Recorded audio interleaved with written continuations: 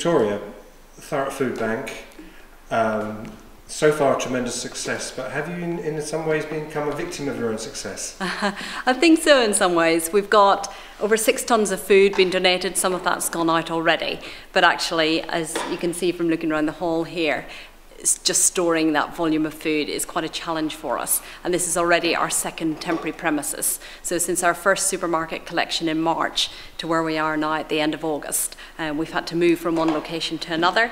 It was a fantastic achievement. We managed to move all this food in about 2 hours, but actually we only have this premises for another month, maybe 2, so we do need to find somewhere ideally more permanent. So what exactly is it you're looking for when it comes to the nuts and bolts of premises? What do you mean by that? Yeah, ideally somewhere that is more like a warehouse setup than necessarily a retail unit or anything like that. You can see sort of the sheer space that we need, and ideally as much room as possible to allow our volunteers to come in and sort the food as we're doing here at the minute and pack the food into boxes which then go out to our distribution centres to be given to the people who are in need.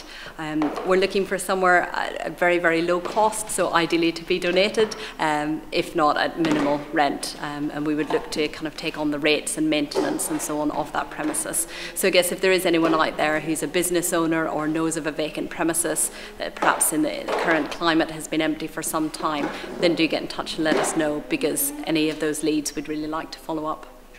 We've seen you around the borough, it's like Morrison here in Corringham or Tesco's down at Lakeside. You're clearly getting a lot of donations. Yes. This may sound like a stupid question, is there a need for what you're doing? Absolutely. So we've been collecting food, as I said, since March, and we've opened our distribution centres for about 5 weeks now. That was back end of July.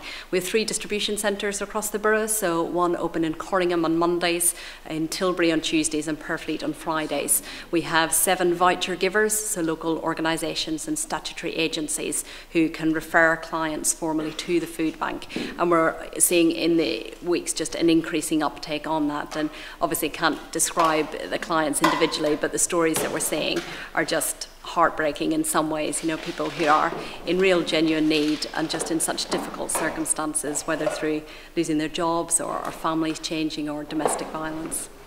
And we're going slightly off topic just now, but you know, sometimes there's a saying that are only 2 wage packets away from the street. Having done what you're doing, is that a cliche or is it simply true?